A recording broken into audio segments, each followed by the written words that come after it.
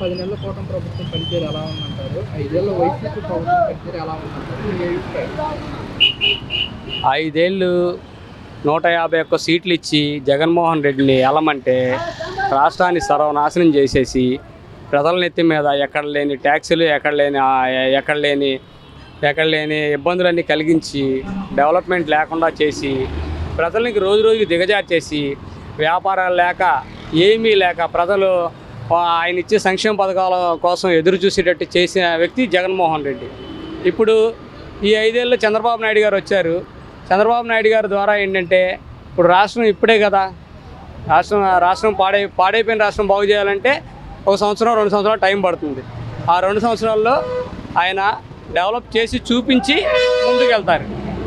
దాని ద్వారా సంక్షేమ పథకాలు అన్నీ వస్తాయి. మళ్ళీ వీళ్ళే ఉంటారు, మళ్ళీ ఈయనే ముఖ్యమంత్రి అవుతారు, ఆయనే ప్రధానమంత్రి అవుతారు.